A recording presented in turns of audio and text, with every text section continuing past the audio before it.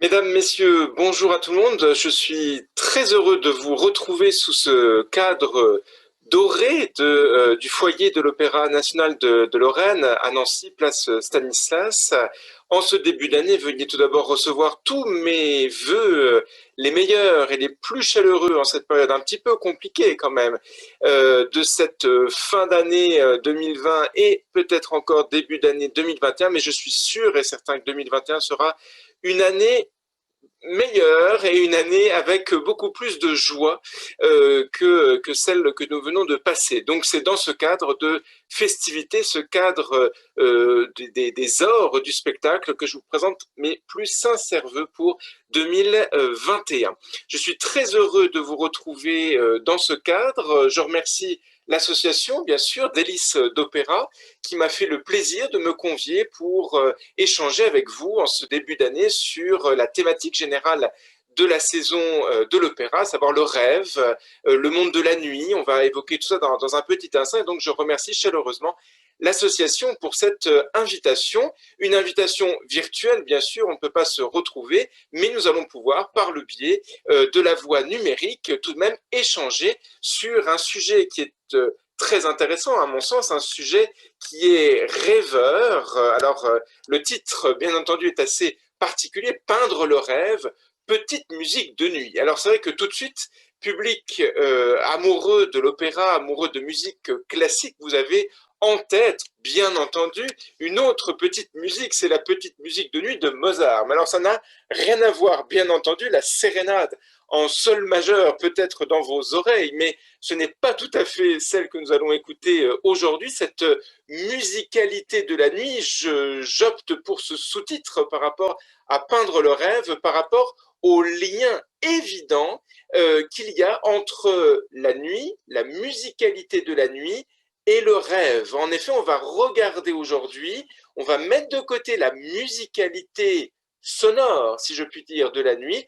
pour regarder la musicalité picturale de la nuit, peindre le rêve. C'est un grand chantier qui va se développer tout au long de l'humanité pour représenter un petit peu ce que nous avons dans notre tête. Et donc, ce rêve, c'est à la fois le prélude, le cœur même de la vie nocturne, tout en devenant un simple écho brumeux le matin au réveil, comme une petite musique, on garde le rêve en tête. Alors cette musicalité, j'ai trouvé un compositeur qui est très intéressant, qui est Ernest Chausson, que vous connaissez peut-être, et Stéphane Mallarmé écrivait à propos de ce compositeur, Ernest Chausson, il agite dans nos silences le plumage du rêve et de la nuit. Alors vous voyez, cette sonorité quand même nocturne fait partie de ce monde du rêve, de ce monde nocturne. Alors nous, aujourd'hui, on va mettre de côté la musique, Ernest Chausson, Mozart, puisqu'il avait composé, comme vous le savez certainement, cette sérénade pour être écoutée à la tombée de la nuit, pour nous plonger sur le monde de la peinture, puisque j'aime bien faire dialoguer, pour le coup, les arts, et c'est vrai que l'opéra, opéra, c'est l'œuvre en italien, donc ça réunit l'ensemble des arts. L'opéra est un très très bon sujet pour faire cohabiter, pour faire dialoguer les arts entre eux. Je vais vous parler de peinture, mais nous pourrions aussi parler de littérature, bien entendu. Alors ces peintres qui vont nous intéresser aujourd'hui ont tenté, comme les littérateurs, de capturer, si je puis dire, et je pèse le mot capturer, le rêve, de capter un instant pour le donner à voir à l'éternel et à l'éternité, puisqu'une peinture, pour le coup, est une image fixe qui va permettre de représenter ce que cet artiste, par exemple, que vous avez à l'écran, Battista Dossi, avait en tête en 1548, et nous voyons cette même image aujourd'hui en 2021, pour le coup, devant nous. Alors cette peinture du rêve, on pourrait la classer dans plusieurs catégories. Elle va revêtir plusieurs formes, cette peinture du rêve. Il y a une peinture du rêve qui est bien entendu très allégorique, c'est celle que vous avez à l'écran, c'est la première de ces trois catégories où vous avez le coq, vous avez la lune, vous avez la chouette, vous avez le dieu du temps, vous avez le monde des flammes en arrière-plan, une allégorie de la nuit qui va permettre de développer le rêve de la femme endormie au premier plan.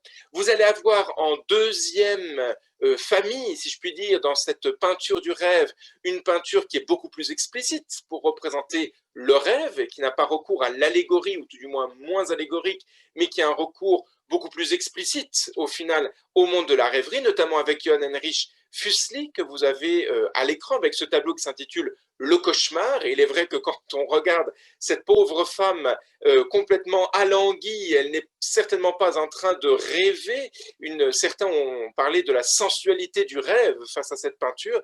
Oui, enfin, quand on voit le cheval sortant de la draperie rouge dans le fond avec des yeux blancs, vitreux, ou encore cette espèce de gnome troll des cavernes, on ne sait trop comment le définir, qui se niche sur son ventre, on comprend là de façon explicite, et le titre du tableau nous l'indique bien entendu, qu'il s'agit du cauchemar qui va être dépeint. Donc une peinture du rêve, puisque le cauchemar fait partie du rêve, une peinture qui est beaucoup plus explicite. Et puis il y a une troisième catégorie pour cette peinture du rêve, c'est une peinture plus implicite. Alors là, c'est plus délicat, ça va sous-entendre, notamment comme chez Watteau, ici, ce très très grand peintre français du monde rocaille du début du XVIIIe siècle, avec ce tableau qui est extraordinaire, un pèlerinage à l'île de Cythère, qui va susciter le rêve, quasi érotique d'ailleurs, on retrouve cette sensualité encore de ce monde du rêve, d'un voyage.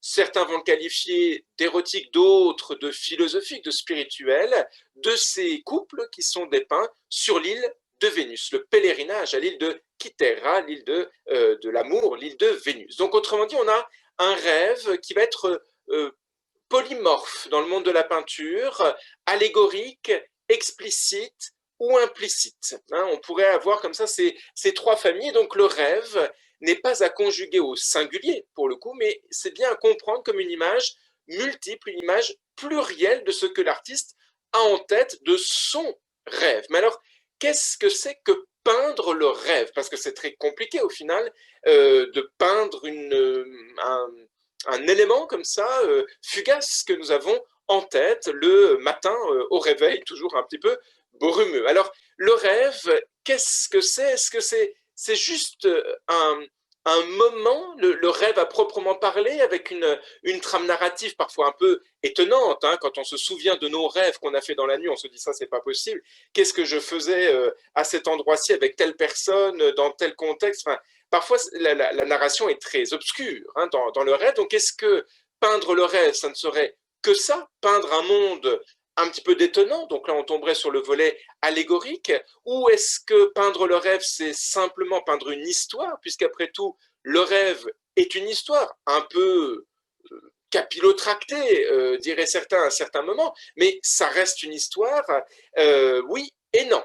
On va en reparler dans un petit instant, mais le rêve n'est peut-être pas qu'une simple histoire. Donc le rêve, c'est très difficile à définir, on va essayer de le définir d'ailleurs ensemble ce soir, mais le rêve est un élément qui est propre à chaque artiste. Chaque peintre, pour nous aujourd'hui, va avoir sa propre définition du rêve. Et peindre le rêve va être intimement lié à son temps, à son époque, et plus l'homme va se représenter lui-même, plus il va se permettre de représenter ce qu'il pense, ce qu'il a en tête, et autrement dit, l'évolution picturale du thème de la peinture du rêve va de pair et est intimement liée au thème pictural, donc de peindre l'homme, se portraiturer ou s'auto-portraiturer. Pour les artistes, c'est aussi portraiturer son rêve, puisque le rêve est une parcelle de soi. Mais ça, il va falloir attendre la fin du 19e siècle pour en avoir conscience. Alors,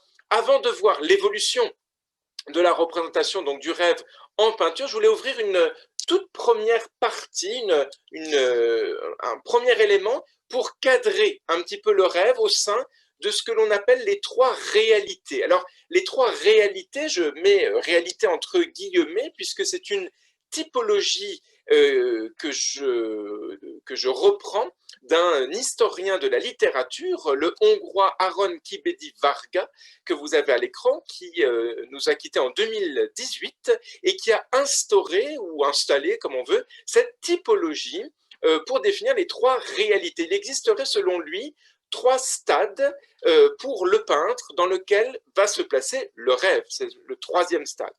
Alors, premier stade, premier stade, pardon, au singulier c'est mieux, premier stade, c'est tout simplement la réalité vécue. C'est l'élément basique, hein, la première marche, entre guillemets, de notre échelle des réalités.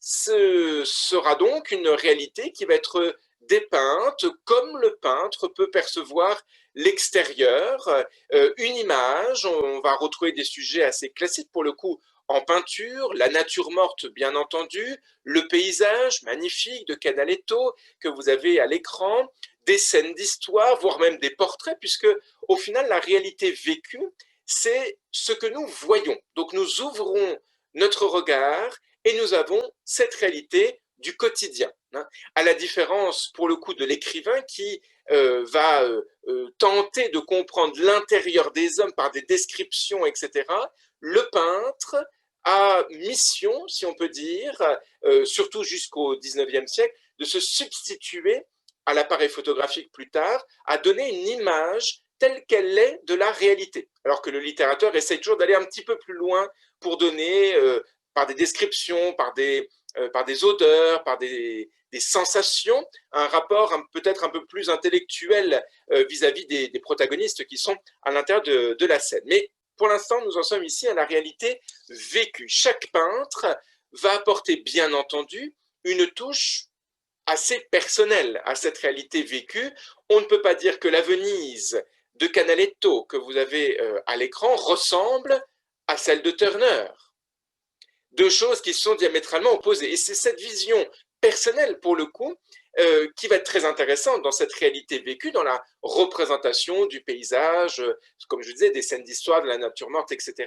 Parce que le peintre décide d'arrêter le temps de son voyage, une semaine, un mois, une journée, un an, 10 ans, peu importe, sur une seule partie chronologique, hein, donc le temps de faire son tableau, et il va en plus de ça arrêter l'espace sur la toile de 70 sur 1 mètre, ce que vous avez ici à l'écran. Donc on réduit une ville à une portion d'1 mètre et on réduit un voyage à le temps de réalisation d'un tableau. Donc c'est une vision qui est forcément subjective, bien entendu, mais on est quand même dans la quête de l'objectivité de la réalité. Mais on sent déjà qu'avec ce premier niveau, ce premier stade, le peintre donne à voir une réalité qui n'est pas tout à fait pure, hein, mais qui tente à être assez personnelle. Hein, et donc, on pourrait presque se demander déjà s'il n'y a pas de la rêverie, du fantasme à travers cette représentation donc de cette réalité vécue. Deuxième niveau, pour notre historien de la littérature, c'est la réalité imaginable. Alors là, ça devient assez intéressant puisqu'on quitte ce que l'on voit pour ce que l'on imagine. Alors c'est l'exemple en peinture des scènes mythologiques, des scènes historiques, parce que quand nous sommes un homme du XVIIIe siècle et quand il faut peindre, je ne sais pas, des scènes de l'histoire antique, il faut s'imaginer forcément cette antiquité, ou encore bien entendu les scènes bibliques. Là, vous avez l'ascension qui vous est représentée. Forcément, on ne peut pas du tout avoir l'image vécue de cette ascension, hein, forcément. Donc on est sur quelque chose qui a été imaginé, qui a été reprise, avec notamment ici cet artiste peu connu, mais c'est un États-Unien, un Américain, mais des États-Unis, Benjamin West, qui va reprendre l'observation de mimique, l'observation de corps, l'observation de regard, et il va agencer tout ceci avec une image aussi imposée par la société pour imaginer l'ascension qui est donnée à voir. Et je me rends compte, il faudra faire la petite modification que j'ai repris tout simplement le cauchemar en titre, et ce n'est pas le cauchemar bien sûr, mais c'est l'ascension du Christ. Hein. Excusez-moi, le diaporama, il y a une petite erreur sur le diaporama, mais que vous aurez bien entendu rectifié par ailleurs. Alors donc on est sur cette réalité imaginaire, si on peut dire, de la mythologie, de l'histoire ou des temps bibliques. Le peintre doit inventer des images expérimentées peut-être, hein, mais des images pour en donner une image que la société associe à cet élément. Et puis il y a le troisième niveau, et c'est le niveau-là qui va nous intéresser puisque c'est à l'intérieur de ce niveau-ci que va se placer le rêve qui nous intéresse aujourd'hui, c'est la réalité intérieure. Alors là, dans cette catégorie, le peintre utilise ici des objets qui sont connus, mais qui sont dans un espace-temps, dans un univers très chaotique, sans ordre. C'est une réalité qui n'est plus visible de la part de l'individu, puisque c'est une réalité qui est vécue par chacun. Hein. Et donc, tout le monde va avoir une image différente de sa propre réalité intérieure. Par exemple, ici, sur ce tableau du douanier Rousseau, comme on l'appelle, Henri Rousseau, vous avez ici cette femme, une femme dénudée qui pose sur son canapé avec la tresse qui pend sur son sein droit. Elle est représentée pour le visage, en tout cas, de profil. Donc, on se dit, bon, c'est un portrait de nu féminin. Puis, on regarde d'autres zones du tableau. On arrive à voir des végétaux, un arbre fruitier, un oiseau. On se dit, qu'est-ce que c'est que ces éléments ne collent pas avec un corps de femme dénudée? Alors, on réfléchit et on se dit, bah, peut-être que cette femme va être dépeinte dans un jardin d'hiver, chez elle, dans le cadre intime, dans son intérieur. Donc, dénudée, bon, pourquoi pas? Déjà là, on se pose quelques questions. Mais alors, l'oiseau, les végétaux posent. Déjà là, on sent qu'il y a deux mondes, en quelque sorte, qui vont cohabiter. Et puis après, on regarde d'autres petits détails comme ça du tableau. On tombe sur la Lune. Alors là, la Lune, forcément, nous emmène en dehors du jardin d'hiver. Ça voudrait dire que cette femme est dépeinte nue sur un canapé d'intérieur en extérieur. Alors là, ça, c'est pas possible. Et en effet, quand on regarde la totalité du tableau, un tableau qui est magnifique, que vous avez certainement en tête, qui s'intitule Le Rêve, c'est une toile très intéressante du douanier Rousseau, mais je n'aurai pas le temps d'évoquer toute l'exégèse de chaque œuvre, hein, bien sûr, que je vous présente aujourd'hui. C'est plus un fil rouge sur la thématique du rêve en peinture que je souhaiterais aborder avec vous. On a ici cette image qui a été transmise d'une certaine façon par le rêveur. Donc, ce que je vous disais tout à l'heure en introduction, c'est-à-dire un univers un petit peu chaotique. On ne sait pas très bien les tenants, les aboutissants. On s'imagine une femme sur un canapé d'intérieur dans une espèce de forêt vierge avec des animaux, la lune, mais il y a quand même une lumière du jour qui se dessine. On est un petit peu perdu en fait à l'intérieur, et c'est ce rêveur qui va transmettre son rêve au peintre, ou parfois même le peintre lui-même, hein, qui réfléchit à son rêve, mais le rêve va se reconstruire avec les propres images que le peintre, en l'occurrence, a en tête. Et il va y avoir une légère déformation par rapport à la transmission du rêve d'une personne, du rêveur, celui que je vais appeler le rêveur, à propos du peintre, ou même le peintre lui-même, puisque on a tous fait cette expérience. Quand on se réveille le matin, on a le rêve en tête, on l'explique, et puis en fin de journée, on veut le réexpliquer, puis il nous manque des passages, et puis on complète un petit peu, on enjolive parfois un petit peu le rêve. Et bien, c'est ça aussi, peindre le rêve. C'est parfois enjoliver ce qui nous a été raconté, ou parfois tout simplement enjoliver ce que nous avons nous-mêmes en tête, si nous sommes peintres, bien entendu. Et donc, j'en reviens à ma question, après avoir vu les trois types de réalités qui peuvent exister. Hein. Je précise que le rêve ne rentre que dans la troisième réalité, la réalité intérieure. J'en reviens à ma question. Le rêve est-il une simple histoire? Est-ce que c'est une simple narration, un récit d'un voyage, de vacances? Est-ce que le rêve se rangerait dans le récit narratif pur et dur?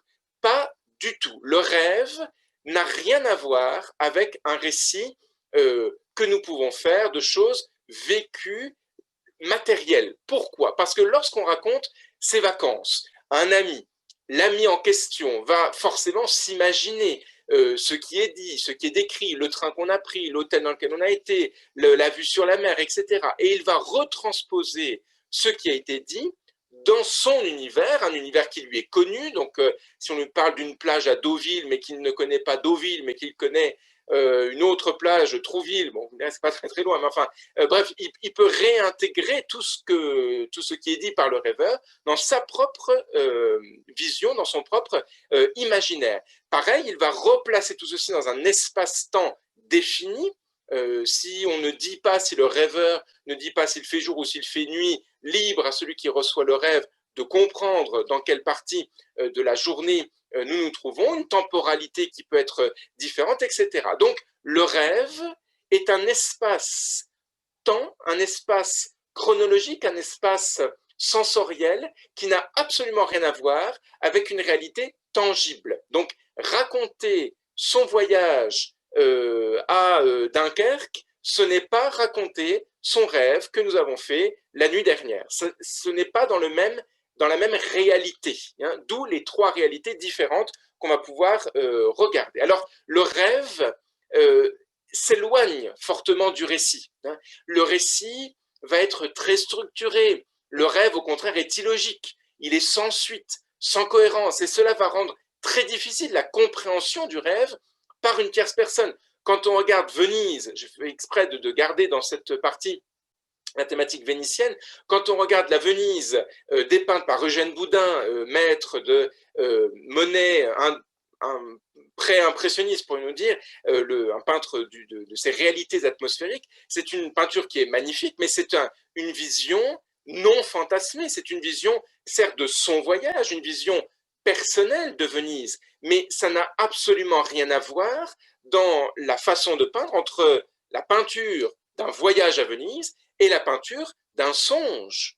Ici, le songe de Raphaël réalisé par Marcantonio Raimondi qui était l'élève de Raphaël et notamment le graveur qui s'occupait des peintures et de la diffusion des œuvres de Raphaël. Et donc, quand vous regardez la vision que l'on a de ce songe dit de Raphaël, et quand vous regardez la vision que l'on a de Venise vue par Boudin, ça n'a rien à voir. Là, nous avons recours, enfin plutôt Marcantonio Raimondi a recours pour ce songe à une réalité défigurée. Quand vous regardez les deux femmes qui sont au premier plan, vous avez des proportions qui sont complètement différentes. Vous allez avoir un paysage assez sombre. On ne sait pas très bien où on se trouve. Est-ce que nous sommes dans une lagune? Est-ce que c'est un village? On a l'impression que les maisons ont les pieds dans l'eau. Peut-être à Venise, vous me direz.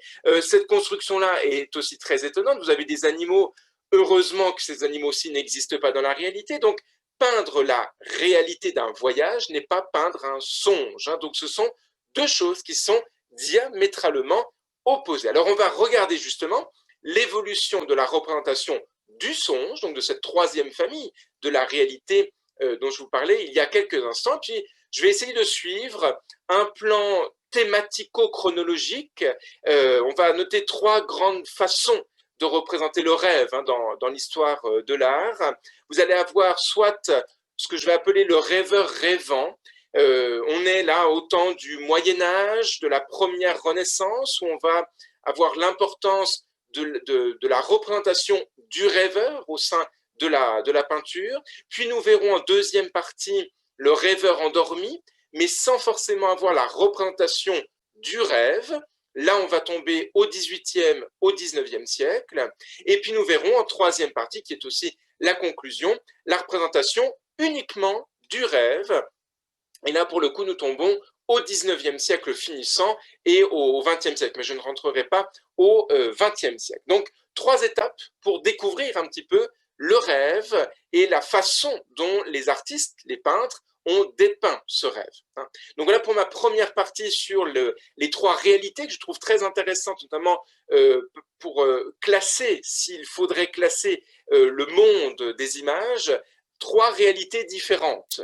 Le rêve ne rentre pas dans les deux autres. Et donc voilà, engouffrons-nous dans cette troisième réalité avec ces trois thèmes, le rêveur rêvant, le rêveur et puis le rêve d'une certaine façon en troisième partie. Alors je commence donc aux origines, si je puis dire, du rêve en peinture. On ne va pas remonter jusqu'au temps préhistorique, ça devient un peu plus compliqué. Dans le monde occidental, c'est le Moyen-Âge. Le Moyen-Âge qui va commencer à représenter ce rêve, où on voit durant cette période médiévale l'image du rêveur allongé. Alors ça, c'est quelque chose qui est typique de cette période médiévale, où on a le rêveur allongé souvent à gauche du tableau. Là, pour le coup, c'est à droite. Ça vous montre aussi un contre-exemple, mais souvent le rêveur est en bas à gauche de la composition. Donc là, il est bon en bas à droite. Et sur la même scène, le rêve qui est représenté. Alors pour nous, le rêve est à gauche, mais traditionnellement, le rêve est à droite. D'accord ? Donc là, ça vous montre aussi avec cette très très belle fresque qui est conservée à Assise, à la très belle basilique San Francesco, réalisée par Giotto à Assise, eh bien que c'est un contre-exemple de ce qui se fait de façon plus habituelle. Alors, on a donc ce rêveur qui est Innocent III, que vous avez sur son lit, qui est allongé, qui est en train donc de songer, de rêver, de méditer. On va revenir sur ces trois verbes dans un petit instant, à Saint François, qui est en train de soutenir une église. On va revenir sur tout ça. Le rêve, avec un R majuscule au Moyen-Âge, est dépeint uniquement parce qu'il est le révélateur d'un message divin. Ça, c'est quelque chose qu'on va perdre après avec le temps. Ici, le rêveur, est donc, au Moyen-Âge, est donc quelqu'un d'exceptionnel. C'est un héros, le rêveur. Et c'est là où on entre dans le substrat de la culture occidentale, la culture égyptienne, la culture babylonienne, qui était la base aussi de cette grande culture gréco-latine. Et on a cette idée où le rêveur peut accéder à une parcelle du divin. Donc le rêveur est un héros. Et ce héros, pour le coup, ici, pour nous, c'est Innocent III que vous avez allongé à droite. Alors, pour dépeindre ce rêve prophétique, d'une certaine façon, au Moyen-Âge, les artistes vont avoir recours à deux grands moyens. Tout d'abord, premier moyen, c'est juxtaposer les scènes. Pour juxtaposer les scènes, pour bien comprendre, pour nous aujourd'hui, ces fresques du XIIIe siècle, autour de 1300, pour bien comprendre, il faut un élément qui marque une rupture entre les deux scènes. Cet élément de rupture, ça sera le rideau, pour le coup, où le rideau, chez Giotto, va permettre donc de dissocier les deux espaces. Vous allez avoir à droite la représentation de la chambre du palais apostolique du souverain pontife, et on lève le voile, l'expression est restée, lever le voile, c'est enlever un mystère, on est dans quelque chose de très, alors pas forcément ésotérique, mais de très sensible, et on lève le voile et on découvre le rêve et on voit Saint François qui est appelé en tant que patron de ces ordres de grande pauvreté à soutenir l'Église du Latran et à devenir une béquille en quelque sorte de la papauté à ce moment-ci, à la fin du XIIIe siècle. Donc le songe d'Innocent III est aussi un élément prophétique pour l'avenir. Et puis, quelque temps après ce songe, Innocent III va accepter donc l'ordre des franciscains. C'est la même chose avec une autre scène, pour vous montrer qu'il n'y a pas que le registre biblique, mais vous avez toujours le rideau qui va être utilisé, notamment avec ce Florentin Agnolo Gaddi, alors qui est certainement moins connu que Giotto, mais il est lui aussi florentin, avec son songe de Constantin. On est un siècle après, à la fin du XIVe siècle, où vous avez toujours une fresque qui est réalisée à la très très belle église Santa Croce à Florence, qui est une église magnifique, avec le très très beau monument réalisé par Giorgio Vasari pour le corps de Michel-Ange. C'est une pièce magnifique. Et donc vous avez Constantin qui est en plein centre de la fresque, que vous avez juste ici, qui est dans sa tente, et en attente aussi, mais il est dans sa tente, il est censé être endormi ou rêver. Donc là, vous avez cette position qui va être utilisée par Gaddi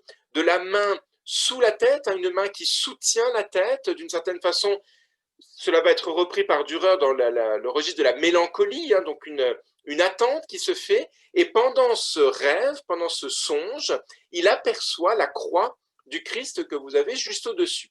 Alors, si la mère de Constantin est déjà convertie au christianisme, ce n'est pas le cas encore pour Constantin. Et nous nous trouvons juste avant cette très très grande bataille du pont de Milvius, qui va être une grande victoire de Constantin, et donc une victoire du christianisme, et c'est en voyant la croix que Constantin va vaincre sur le pont de Milvius. Et donc là, vous avez la narration qui est racontée avec le pont, avec l'armée qui arrive sur ce côté-ci. Donc on a sur un même espace trois zones géographiques, pour nous dire, ou trois espaces-temps dissociés. La tente, qui est du registre du palpable concret, la croix, qui est du registre de la rêverie. Constantin ne l'a pas en main, la croix, il la voit, mais pour le coup, elle est représentée sur le même registre que la tente de Constantin, et quelques instants plus tard, vous allez avoir la bataille du pont de Milvius. Donc trois espaces-temps, mais qui sont regroupés sur un seul et même support par Gaddi, d'où l'usage de ce voile qui va permettre de dissocier le monde du rêve de celui de la réalité. Donc, le rideau est un élément important pour, bien sûr, séparer les scènes. Et puis, il y a un deuxième élément important pour séparer les scènes, ce sera la lumière. La lumière, bien entendu, c'est un élément fort que vont utiliser les artistes, surtout à l'extrême fin du Moyen-Âge, tout début de la Renaissance, puisque c'est la lumière qui va être un élément de la modernité en peinture. Et là, vous avez cette lumière qui délimite ces espaces avec un très très bel exemple, je trouve, peut-être un des plus beaux exemples de l'endormissement en peinture, avec le songe de Constantin que vous avez ici, par un autre très très grand fresquiste, un Toscan également, c'est Piero della Francesca, dont on ne retrace plus la biographie. Et Piero della Francesca va utiliser donc ce contraste de lumière sur la tente, toujours, hein, puisque c'est la même histoire que celle que je viens de vous raconter sur Constantin et la bataille du pont de Milvius, mais Constantin dort cette fois complètement, et vous allez avoir la tente qui est dans le noir, la noirceur des hommes, par rapport à la tente qui vient accueillir l'ange, avec un très très beau raccourci, l'ange, la lumière, et cette lumière va être très forte, quasiment violente, hein, sur la tente que vous avez ici. Donc d'une certaine façon, la tente, lever le voile, c'est aussi faire rentrer la lumière divine chez l'humain. Donc c'est par le rêve que l'homme devient le réceptacle du divin. C'est pour ça que je parlais tout à l'heure de héros. Le rêveur est un héros car le rêveur tutoie le divin. Pour le coup, dans la religion monothéiste, mais ça marche aussi dans les autres religions polythéistes, dans la religion comment dire, des Grecs ou des Romains, ça marche également, bien entendu. Alors c'est une très très belle fraise. Certains pensent que Piero della Francesca se cache ici, hein, ce serait un autoportrait de Della Francesca. En tout cas, vous avez une très très belle notion aussi de narration dans cette fresque avec un soldat qui regarde du côté de Constantin, peut-être parce qu'il sent quelque chose qui se passe, alors que l'autre, eh ben, il n'a rien compris. Hein. L'autre tourne le dos à la lumière, alors c'est un beau symbole aussi, il tourne le dos à la lumière pour regarder, pour défendre en quelque sorte son maître d'éventuels assaillants. Alors que lui, vous voyez, se retourne et regarde quand même ce qui peut se passer. C'est une très très belle image du clair-obscur, d'une certaine façon, qui peut annoncer, mais là il faudrait plus de temps, qui peut annoncer l'école lombarde, Léonard de Vinci, et puis bien sûr après, Caravage, bien entendu. Hein. Et puis alors, il y a donc le rideau, il y a la lumière, qui sont ici tous les deux combinés, et puis il y a un troisième élément, mais dans lequel je ne vais pas beaucoup rentrer, parce que au final, c'est très basique dans la représentation pour dissocier les scènes de la réalité et les scènes du rêve, ça sera le nuage. Hein, les nuées, ces ensembles de nuages, là vous avez l'adoration par Dürer, qui est une pièce remarquable de couleur. Hein. Dürer est un artiste de Nuremberg et un artiste du maniérisme. Alors là, il y a une coloration extraordinaire sur ce tableau qui est conservé au Kunst à Vienne. Et donc, vous avez pour dissocier le monde des hommes, là où se trouve Dürer, hein, puisque ce petit protagoniste, c'est l'artiste en personne, il est dissocié de l'adoration de la Trinité, avec ce premier cercle des souverains pontifes, des religieux, des puissants, le deuxième cercle avec les saints martyrs, les apôtres, et puis bien entendu la Trinité avec le Christ, Dieu le Père et Dieu l'Esprit. Il est dissocié de cet univers ou de cet ensemble par les nuées. Et même encore à l'intérieur, vous avez les nuages qui vont dissocier les différentes strates de cet univers. Alors le nuage est très utilisé dans le rêve, bien entendu, puisque comme on tutoie le divin, on monte avec le nuage, avec ce très très beau tableau que vous connaissez certainement, qui est une des très belles pièces de conserver au Musée des Beaux-Arts de Nancy, le Songe de Jacob, réalisé par Ludovico Cardi, dit Cigoli, c'est un surnom. Vous avez donc Jacob qui rêve avec cette fameuse échelle hein, qui est bien connue chez Jacob, où vous avez ces anges qui montent vers Dieu, et Jacob rêve, donc vous voyez là il est en bas à gauche, hein, il rêve, hop là, et les anges vont emmener son rêve ou vont faire descendre plutôt les recommandations de Dieu qui se trouvent tout en haut dans l'esprit de Jacob. Et tout ça entouré de nuages. Hein. Donc on dissocie la réalité du rêve par le rideau, par la lumière ou par le nuage. Hein, ça, c'est le premier point très important dans la représentation du rêveur rêvant, comme je l'indique en première partie, à savoir la dissociation des deux univers. Et puis, il y a une deuxième solution qui est utilisé pour représenter ces deux univers qui ne sont pas du même registre, bien entendu. Ce sera le recours aux fameuses bulles. Alors ça, c'est très moderne. Pour le coup, c'est un procédé qui est étonnant de modernité, mais qui va rendre le rêve plus vague que ce que vous avez vu jusqu'à maintenant. Un rêve vague, indistinct, un rêve aussi qui va être comprimé dans une petite bulle. Ce sont nos bulles de bande dessinée au final, que vous avez ici, mais ce n'est pas le texte, c'est le rêve qui est donné à voir. Là, nous sommes avec le grand Raphaël que vous avez, donc j'essaye de suivre autant que faire se peut un ordre chronologique. Vous êtes sur les loges du Vatican et vous remarquez donc avec ce sujet, pardon, qui est très important dans le monde du rêve, dans le monde de la peinture, c'est Joseph interprétant les songes de Pharaon. Joseph, que vous avez ici, n'a rien à voir, je ne rentre pas dans les détails de l'histoire, mais Joseph n'a rien à voir avec Joseph, Marie et Jésus. Bien sûr, c'est un autre Joseph. On est dans l'Ancien Testament ici. Et donc Joseph est pris, je passe rapidement, mais il est pris au départ comme esclave chez Pharaon. Et puis Joseph, en fait, a le don, le talent d'interpréter les rêves.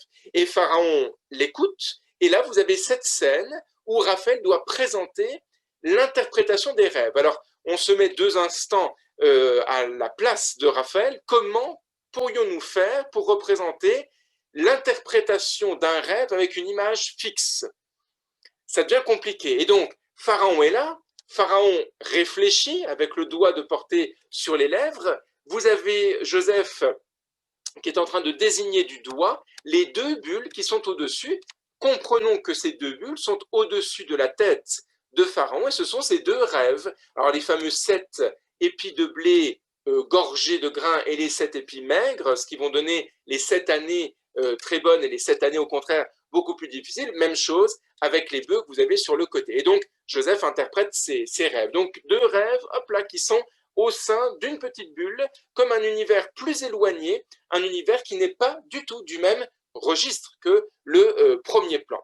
On retrouve ces petites bulles également avec Jacopo Ligozzi, qui est moins connu, mais ça, on est là aussi pour vous montrer à quel point le rêve est quand même très présent dans la peinture, avec donc ce même Innocent III que vous avez vu il y a quelques instants. Alors, on retombe souvent sur les mêmes personnages, ce sont souvent les mêmes héros qui sont utilisés. Innocent III qui là, d'une certaine façon, s'est réveillé par rapport à la fresque que je vous ai montrée tout à l'heure, et donc il a en rêve un grand palmier qui a poussé, qui a poussé, qui a poussé, et puis un homme en robe de bure brune qui soutient une église, le Latran. Et donc il explique ses rêves à Saint François que vous avez juste ici, et Saint François lui explique bien que le palmier, c'est lui. Le palmier qui pousse, qui pousse, qui pousse, qui pousse, qui grandit, c'est Saint François, c'est l'église des pauvres, l'église des petits, et ça sera l'église des petits qui va soutenir l'église avec un E majuscule. Et donc on arrive à comprendre que il y a presque une gradation aussi dans les rêves, puisque cette bulle est plus petite, elle semble plus éloignée, celle-ci est plus grosse, plus proche de nous, comme s'il y avait une narration dans le rêve. Il a d'abord pensé au palmier qui pousse, puis après à l'église soutenue par Saint François. Donc là, c'est assez intéressant à voir aussi la narration, pas seulement sur un plan linéaire, droite-gauche, mais aussi en profondeur dans le rêve. C'est comme quand ma filleule souffle sur, vous savez, les bulles de savon comme ça, et puis que vous avez toutes les bulles qui partent à droite, à gauche, certaines explosent plus vite que d'autres, et ça donne une certaine poésie. Eh bien, ces petites bulles comme ça dans la peinture donnent une grande poésie à ces fresques, d'autant plus que ce système de bulles n'est pas forcément des plus connus du public aujourd'hui. Quand on voit ça, c'est assez étonnant, un gage de modernité. Alors, il faut faire très attention parce que là, les bulles que je vous montre, on est 16e siècle, fin 16e siècle, ici 1600, mais on retrouve aussi ces bulles dès la fin du 15e siècle et on pense que les bulles de Raphaël, de Ligozzi seraient, je ne sais pas très bien, mais seraient les enfants des bulles de Jérôme Bosch que vous avez là.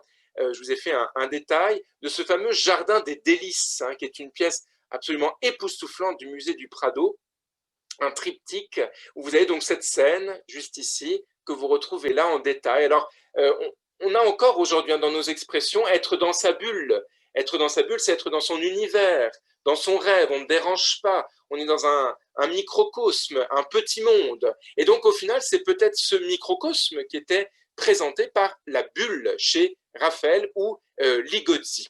Vous avez Christina Accidini qui a une très belle phrase pour définir au final ces bulles: matière impalpable, légère, brillante, fragile, qui évoque celle des bulles de savon, symbole du caractère transitoire de la vue humaine.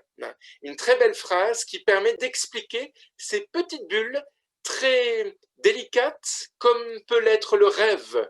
Un rêve ne peut se décrire que quelques instants après l'avoir fait. Au bout d'une heure, d'une journée, d'un mois, le rêve n'existe quasiment plus, ou tout du moins il est fortement altéré, comme une petite bulle de savon.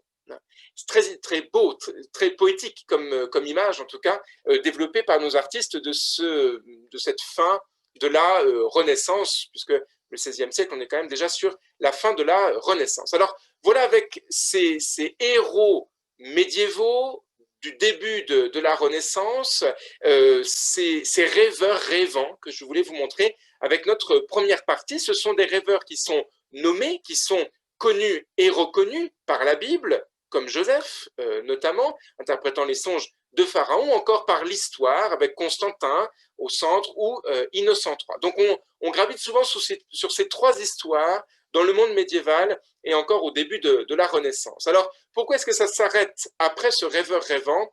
Parce qu'à partir de la Renaissance, on représente essentiellement le Nouveau Testament. On présente toujours l'Ancien, bien entendu, mais plutôt le Nouveau, parce que nous tombons dans la contre-réforme, dans cette église romaine qui diffuse véritablement l'image christique, etc., etc. Et donc, l'Ancien Testament est un peu moins utilisé. Et ce qui explique l'absence peut-être un petit peu du rêveur, parce que l'Ancien Testament préfère le rêve au Nouveau Testament. En effet, dans l'Ancien Testament, le rêveur est quelqu'un qui est un passeur vers l'avenir, entre la veille et le sommeil. C'est quelqu'un qui peut annoncer l'arrivée de quelque chose, où vous comprenez vers quoi je vais arriver, de quelqu'un, c'est-à-dire l'attente du Messie. Et donc cet Ancien Testament adore l'histoire des rêves, parce que le rêve peut être prophétique. Et dans l'Ancien Testament, on attend le Sauveur, on attend le Messie, on attend le Christ, ce qui n'est plus le cas dans le Nouveau Testament.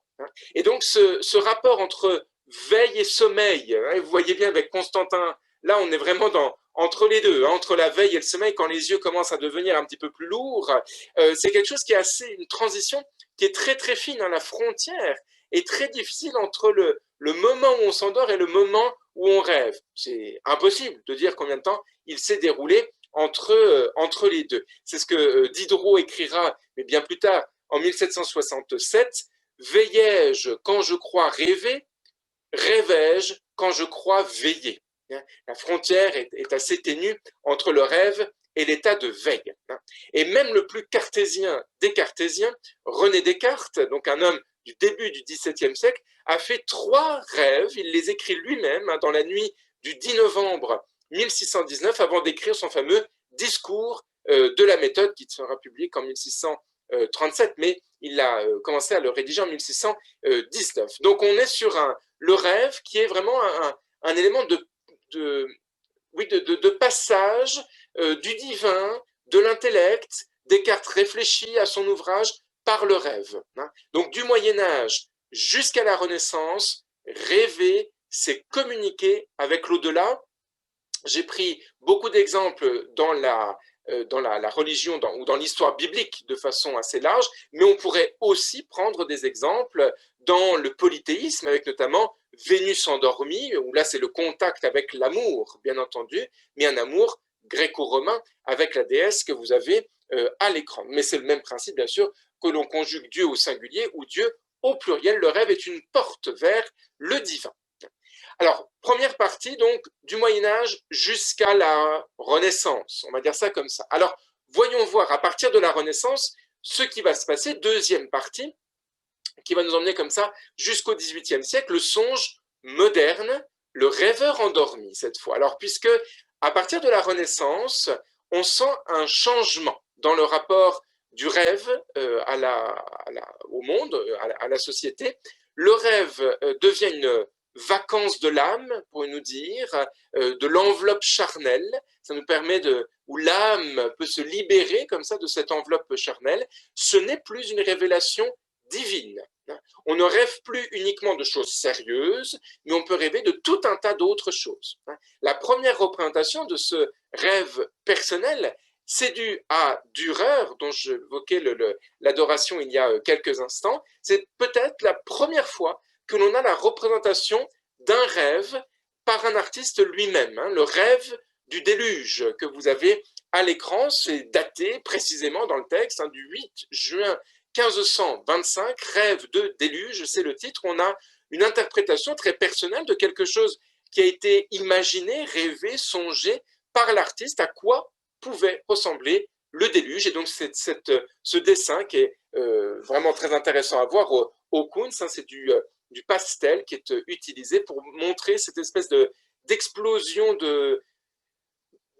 d'eau, comme un volcan en fait, rentrant en éruption avec l'eau qui va tomber dans tous les sens, la punition divine, la sentence divine. Bon, on note là d'ailleurs que Dürer ne se représente pas en tant que rêveur, mais il ne représente que le rêve entre parenthèses. Alors, au XVIIe siècle, à la toute fin de la Renaissance, je vous ai dit, j'essaye de garder un plan chronologique. Au XVIIe siècle, le rêve est défini. Alors, vous savez qu'au XVIIe siècle, on adore les dictionnaires, on rationalise, c'est le siècle de Descartes, donc on rationalise le savoir, et donc le rêve est défini de façon négative.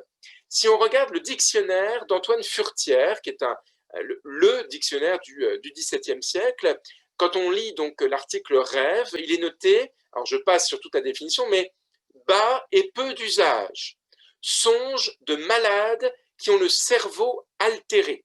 Alors on comprend que c'est pas ce qu'il y a de plus heureux, et j'ai choisi pour illustrer ces mots, la tentation de saint Antoine, de notre cher nancéien Jacques Callot, que vous connaissez bien sûr par cœur, où vous avez la tentation, et la tentation se déroule pendant le rêve d'Antoine. Antoine, vous l'avez juste sous la niche. Alors je peux prendre le petit pointeur, s'il veut bien venir. Bon, il ne veut pas venir. Où vous allez donc voir le saint, voilà, hop, le petit pointeur, le saint donc qui est présenté sous cette archivolte, sous cette niche comme ça, et qui pendant la nuit est tenté par le diable, par des figures diaboliques autour de lui, des figures féminines dénudées, etc., des canons, des armes, etc. Et c'est un rêve négatif, parce que rêver, c'est forcément négatif. Et c'est là où on comprend qu'il y a un changement quand même par rapport au Moyen-Âge. Le rêve était une porte vers le divin. Au XVIIe, le rêve est une porte vers le démon, pour le coup, parce qu'on comprend, on s'écoute de plus en plus aussi à la Renaissance et au XVIIe siècle, et on comprend que le rêve, on ne rêve pas forcément toujours de Saint François soutenant l'Église, mais on peut rêver de choses un petit peu étonnantes. Et donc l'Église met le holà tout de suite avec le rêve, association au monde négatif et aux démons, etc. Alors, toutefois, dans ce dictionnaire, on trouve aussi, à la dernière entrée de rêve, il y a plusieurs petites entrées, c'est un dictionnaire, on trouve le terme de méditer. Ça serait un synonyme, rêver, c'est méditer. C'est pour Furetière, c'est la même chose. Je vous montre un autre exemple qui pour moi colle davantage à la méditation. On reste avec nos chers artistes lorrains. Ici, c'est Georges de la Tour, bien sûr, le contemporain de Jacques Callot, avec la méditation que vous avez ici, le songe de Joseph. Alors, certainement, le Joseph dont je vous ai parlé tout à l'heure, le Joseph en Égypte, mais il est vrai qu'on pourrait avoir d'autres images, peut-être Joseph avant la fuite en Égypte, difficile à savoir, en tout cas qui est vraiment ce personnage, mais peu importe, c'est l'atmosphère qui m'intéresse, une atmosphère de méditation ou de rêve. Pour le XVIIe, quitte à me répéter, c'est la même chose, ce sont des termes qui sont synonymes, et c'est quand même magnifique à voir ce tableau. Alors, Furetière va distinguer par contre le terme de songe. Pour lui, songe, c'est plus spirituel. Lui, Furetière, aurait certainement titré, non pas ce tableau, donc l'apparition de l'ange à Joseph, qui serait le titre du XVIIe, mais le titre qu'on lui donne aujourd'hui de Songe de Joseph, parce qu'il y a quelque chose qui, pour Furetière, hein, on est d'accord, on ne l'est pas, mais pour Furetière, méditer et rêver, c'est très terre à terre, songer, il y a un rapport au divin. Donc c'est presque la continuité du rêve Médine Moyen-Âge, hein, dont je vous parlais tout à l'heure. Donc le songe, une vision plus céleste, plus spirituelle, plus dans un esprit de piété. Alors, pour le philosophe des Lumières Diderot, au siècle suivant, au XVIIIe, avec la fameuse encyclopédie, hein, où il écrit aussi sur le rêve, pour lui, rêve, méditer, c'est pareil, mais rêver, méditer et songer, c'est la même chose. Ce sont des termes qui sont synonymes dans l'encyclopédie de Diderot, qui a été écrite entre 1751 et 1765. Ce sont des termes synonymes et on supprime l'aspect négatif. Donc, autrement dit, pour le XVIIIe siècle, rêver, ça peut correspondre à songer pour les gens du XVIIe, méditer, c'est la même chose, et rêver, c'est pareil. D'accord? Donc on a trois mots qui, pour Diderot en tout cas, au XVIIIe siècle, ont le même sens, la même définition. Hein? Donc vous voyez déjà que d'un siècle à l'autre, les termes employés ne sont pas tout à fait les mêmes, et donc les peintres dans tout ça, ils se trouvent parfois un petit peu décontenancés sur comment est-ce qu'on pourrait titrer notre tableau, qu'est-ce qu'un songe, qu'est-ce qu'un rêve, qu'est-ce qu'une méditation, qu'est-ce qu'un cauchemar, et au final, c'est vrai que le cauchemar n'apparaît pas dans les dictionnaires, mais il ne faut pas s'imaginer que le rêve est un cauchemar et que le songe est bénéfique. Chacun peut être qualifié d'effrayant ou d'heureux.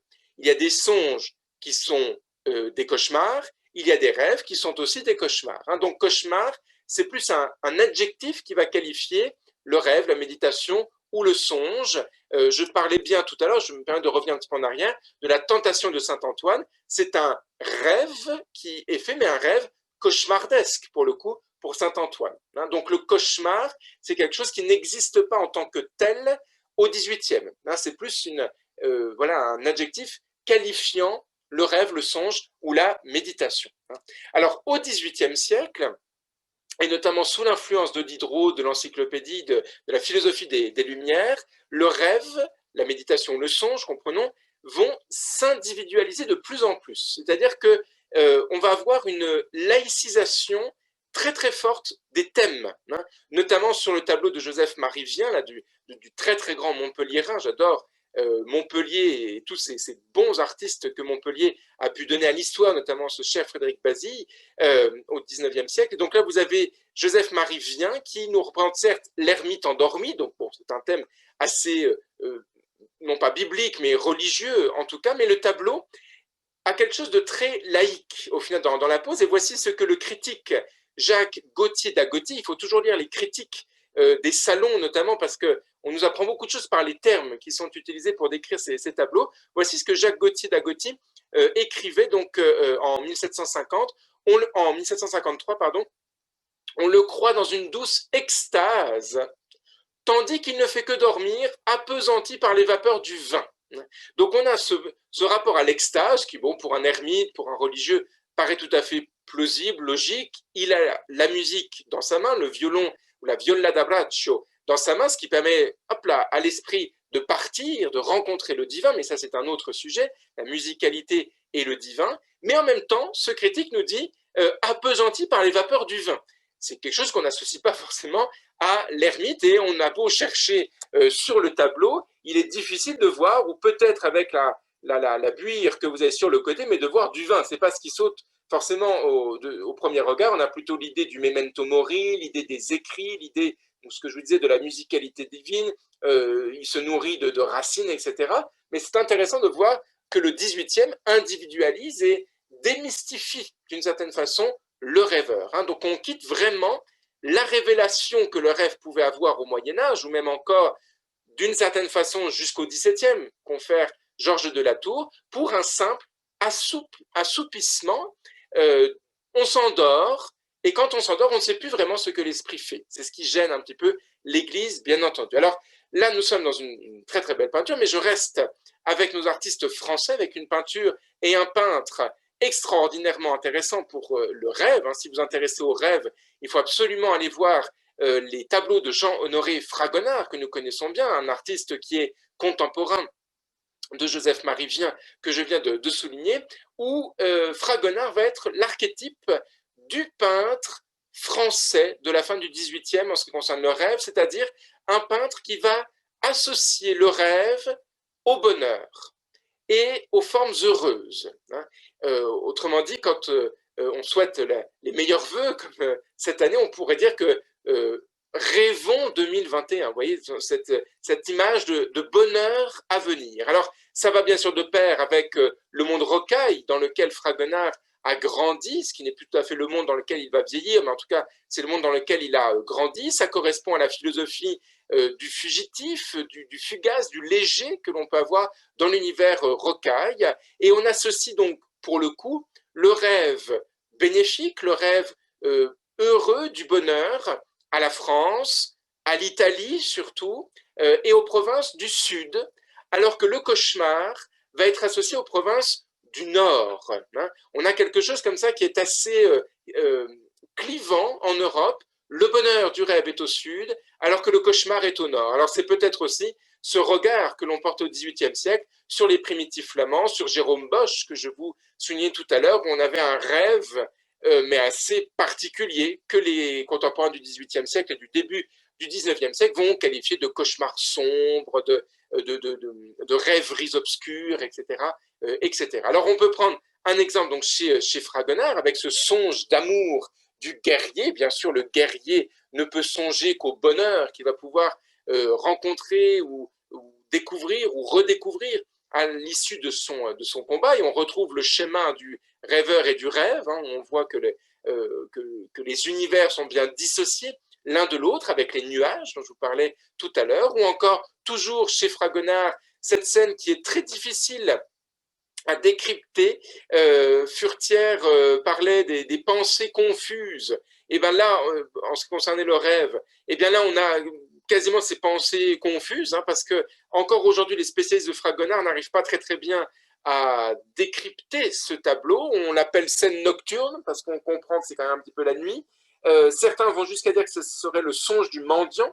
Vous avez le mendiant à gauche qui serait dans une rue et qui songe, qui réfléchit, qui médite, qui rêve, alors là je vous laisse choisir le bon verbe, à cette femme, à ce foyer, à cette probable scène d'amour chez Fragonard, qui tendrait à arriver juste ici. C'est très difficile à décrypter en tout cas ce tableau, mais je voulais quand même vous le montrer parce que au final ça colle avec ce que Furetière disait à propos du rêve au XVIIe. Le rêve, ce sont des pensées confuses. Au final, le peintre, vous voyez, nous donne à voir des pensées confuses aussi dans cette représentation. Et donc, petit à petit, le thème n'est plus religieux, le thème, donc je disais, se laïcise davantage, et le thème va développer un rapport d'une grande solitude. Ce que j'esquissais tout à l'heure avec Constantin, avec la main de porter sur son visage, cette mélancolie que je dessinais comme ça au fusain tout à l'heure, eh bien cette idée de solitude, de mélancolie, de réflexion intérieure va être associée au rêve à la fin du XVIIIe.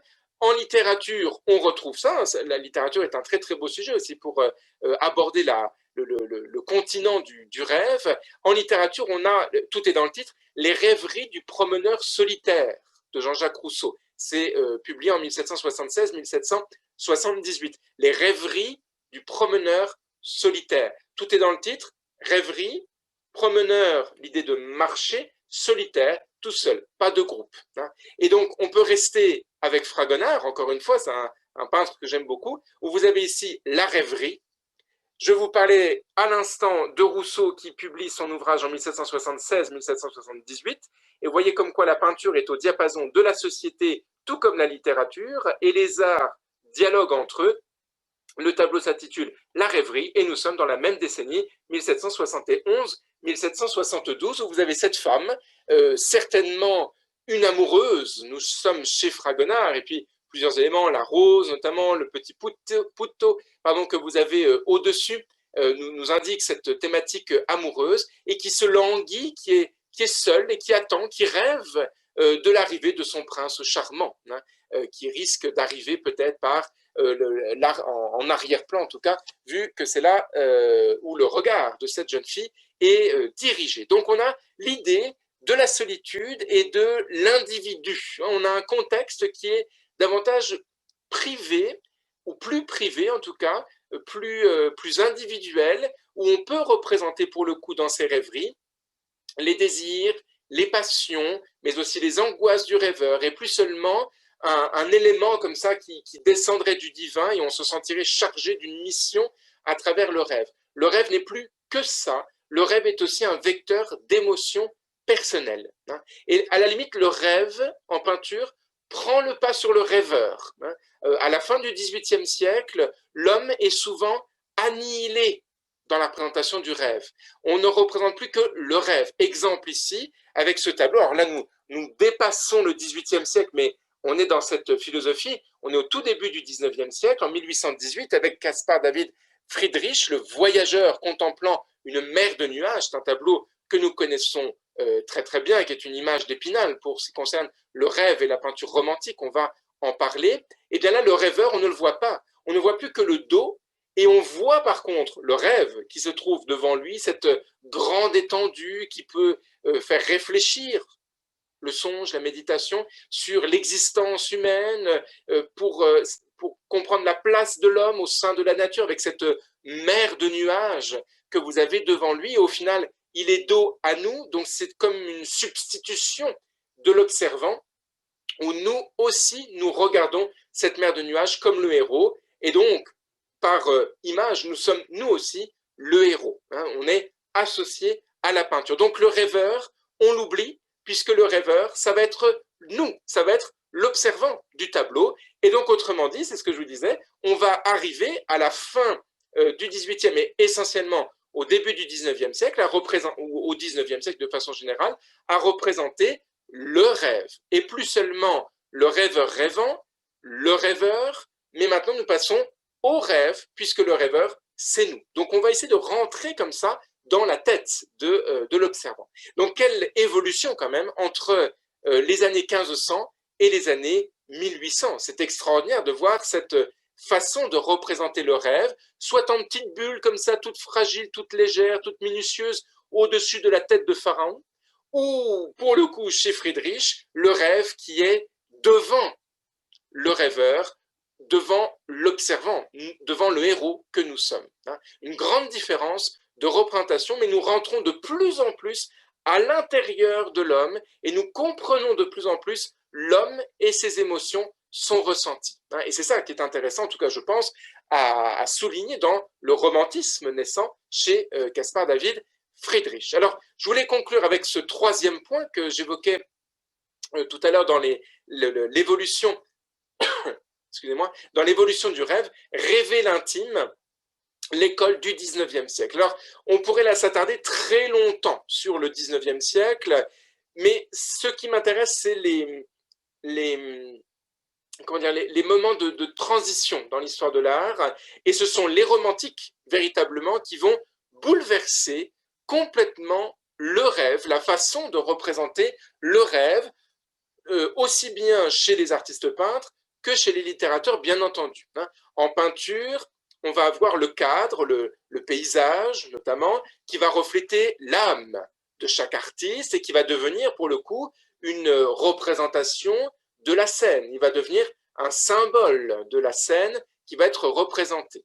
Même chose en littérature, avec ce qui se passe dans la tête. Et puis, vous avez un élément qui est très important, c'est l'individualisation donc des peintres, et chacun va représenter chez nos amis romantiques ce qu'il a lui en tête. Et on ne peut pas comparer, ça me paraît très difficile, de comparer la peinture de Friedrich des années 1800, enfin, autour de 1820 avec la peinture de Blake autour de 1820. Ça n'a strictement rien à voir puisque chacun, et c'est le propre de l'artiste romantique, chacun s'écoute d'une certaine façon.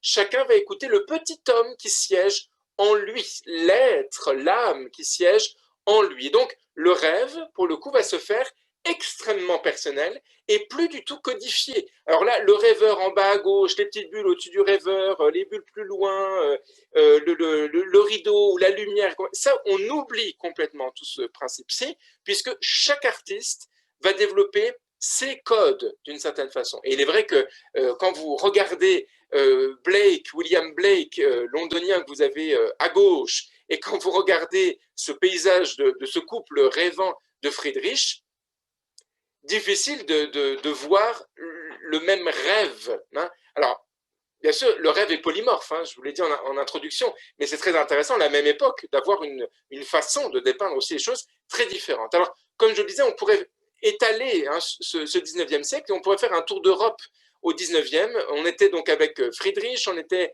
avec Blake pour Londres, on peut partir en Espagne avec Francisco de Goya que vous avez juste ici, pareil, le rêve, hein, cette estampe intitulée donc dans ses caprices, le sommeil de la raison produit des monstres. On est sur le rêveur, mais encore une fois qu'on ne voit plus, et on a tous ces monstres, toutes ces créatures terrifiantes, hein, le sommeil cauchemardesque, si on peut dire ça comme ça, qui est dépeint, ou en tout cas dessiné ici, par Goya. Et puis, bien entendu, chez le Suisse Fuseli, natif de Zurich, dont je vous parlais tout à l'heure, avec ce tableau Le Cauchemar, qui, bon, bien entendu, ne sert à rien d'être plus commenté que ça, tant il est clairement identifiable au cauchemar, avec cette couleur, avec ces éléments, ces animaux, ces êtres particuliers, ou le sommeil complet de cette femme. Tableau très intéressant, qui mériterait bien sûr un commentaire, mais en tout cas, voilà, c'est ce tour d'Europe de ce cauchemar ou de ce rêve. Vous voyez que le rêve romantique devient beaucoup plus sombre hein, que le rêve que l'on avait à la Renaissance au XVIIe et au XVIIIe siècle. Et il y a une étape qui s'enclenche dans le XIXe siècle, puisqu'on arrive à comprendre, après cette vague romantique, que nos rêves peuvent être interprétés. Et là, vous reconnaissez bien sûr ce très grand personnage, Freud, que vous avez ici, qui va développer cette école hongroise de l'interprétation des rêves, et on se rend compte que le rêve n'est pas une rêverie, si on peut dire, mais le rêve en dit long sur le rêveur. Et il va devenir, ce rêve, une explication de l'homme qu'il faut mettre en lien avec ces découvertes de l'inconscient par le professeur Charcot, cette naissance de l'intuition avec Henri Bergson. Il faut essayer d'associer, et c'est là où les arts sont très intéressants, comme je vous le disais il y a un instant, les arts sont au diapason de la société, et la société de la psychanalyse, la société de l'inconscient se développe énormément à la fin du 19e siècle, et donc les artistes vont aussi rentrer dans cette brèche de ce qui se passe dans notre tête et de l'inconscient. Et en peinture, vous allez avoir des choses extraordinaires, comme le Bordelais Odilon Redon, qui vous donne à voir cet esprit des bois, là, cet esprit de la forêt qui est magnifique comme tout, une espèce de squelette avec des branches sur la tête, donc une rêverie personnelle pour Odilon Redon, ou encore bien entendu chez Gustave Moreau, le natif de Paris, où là c'est l'image archétypale, pourrais-je même dire, de ce symbolisme très important, où dans le symbolisme, il faut représenter non plus seulement l'être, mais ce qui fait vibrer l'être, c'est-à-dire l'âme. Et donc, Gustave Moreau est quelqu'un qui est à citer et à connaître hein, dans cette peinture du symbolisme, avec notamment tout son volet, mais il n'a pas fait que ça, tout son volet pictural sur le monde de la mythologie, puisque, mais c'est aussi un autre sujet, c'est la littérature qu'il faudrait développer ici. La mythologie est un grand vecteur aussi de la rêverie, du sommeil et surtout de la leçon que l'homme doit tirer de lui-même. Hein. Et puis on pourrait aussi, et je vais terminer ce tour-là du 19e siècle avec Pierre Puvis de Chavannes, avec Le Rêve, qui est un tableau qui est très connu, qui est conservé au musée d'Orsay à Paris, qui est pas un grand format, on a l'impression que c'est un grand format, mais il fait 1 mètre seulement de longueur, mais qui est magnifique à voir, ce tableau où on a à la fois cette rêverie de ces 3 femmes, hein, on est dans le symbolisme, l'art nouveau, hein, l'art nouveau est l'enfant du symbolisme, donc la figure féminine est toujours la figure de la divinité, d'une certaine façon, celle qui va apporter le message, donc on reprend la thématique médiévale, au final on est resté là-dessus, où le rêve est vecteur d'un message, la rêverie et porteur d'un message. Et donc ces trois femmes vont apporter ces couronnes de laurier, ces fleurs, etc., au rêveur que vous avez d'allongé ici. On retrouve encore cette construction du rêveur en bas à gauche et du rêve en haut à droite, le tout dans un paysage nocturne, bien sûr, puisque le rêve est associé à la nuit,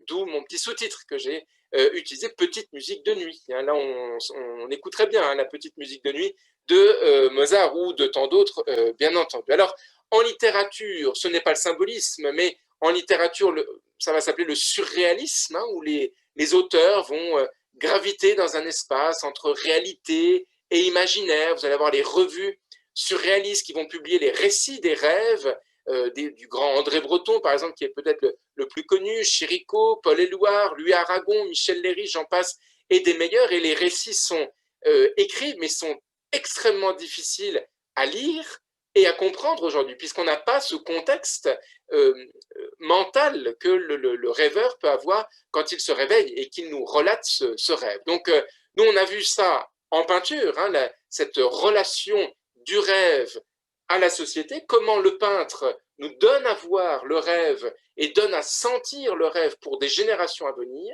mais il faudrait faire aussi cet exercice du côté de la littérature, comment les auteurs écrivent sur le rêve et vont interpréter le rêve. Parce qu'au final, le peintre interprète d'une certaine façon le rêve, parce qu'il nous donne une image fixe, mais le peintre nous donne un panorama, et c'est à l'observant aussi d'interpréter ce rêve. Donc, c'est très intéressant dans ce rapport des arts, que j'aime bien combiner musique, bien sûr, avec l'opéra, avec ces musiques nombreuses sur cette thématique du rêve, de l'endormissement, etc., littérature et peinture.